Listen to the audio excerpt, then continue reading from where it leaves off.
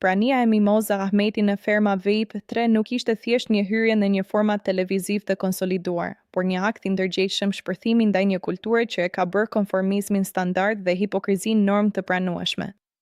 Ajo erdhi jo për të përshtatur, por për të çrregulluar ekuilibrat e rrem, për të vënë në siklet komoditetin e rrem të një publiku të mësuar me simulime emocionesh dhe skenar të stërpërsëritur. Loredana flet për Jozin, refuzova ftesën e tij, partnerja e re është shumë e bukur shoqëria shqiptare, e mësuar të konsumojë spektaklin si një formë anestetiku. Përballet rrallë me figura që refuzojnë të luajnë sipas rregullave të padukshme të këtij teatri. Në këtë kontekst, Ahmeti nuk u bë pjesë e lojës, ajo e demaskoi atë.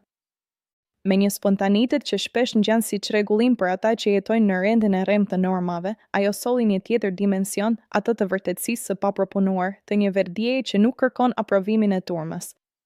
Në një peizazh mediatik të mbushur me shurmë, me podcaste që shpesh riciklojnë banalitetin dhe me reality show që prodhojnë dramë të fabrikuar, prania e saj ishte një ndërhyrje disonante, një defekt i nevojshëm në sistem. Ajo nuk prodhoi spektakël në kuptimin klasik, ajo është veshja atë nga artifici. Pikërisht këtu qëndron edhe rebelimi i saj, në refuzimin për të performuar sipas pritshmërive.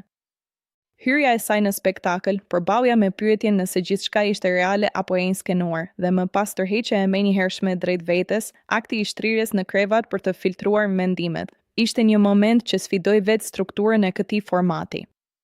Ndërkohë që spektakli kërkon ekspozim të vazhdueshëm, ajo kërkoi tërheqje, ndërkohë që kërkohet performancë, ajo zgjodhi introspeksionin. Dialogu i saj me Arbana Osmani nuk ishte thjesht një shkëmbim fjalësh, por një akt i çmentimit të mekanizmit të spektaklit. Pyetjet e saj për kohëzgjatjen, për ritmin, për vetë natyrën e asaj që po ndodhte, ishin në thelb pyetje që publiku rrallë guxon t'i artikulojë, por shpesh i mendon. Në një farë mënyre, ajo bëri atë që shumë e ndjejmë por nuk e bëjnë, doli jashtë lojës duke qenë ende brenda saj. Ky është paradoksi që e bën Mimoza Ahmetin të pasvendësueshme në këtë kontekst, ajo nuk është thjesht pjesëmarrëse, por një akt kritik në lëvizje. Në ndrejtimin e Holta Dulaku dhe me prezantimin e Arbana Osmani, spektakli synonte të sillte një energji të re, një rivalitet më të fortë në tregun e reality show-ve.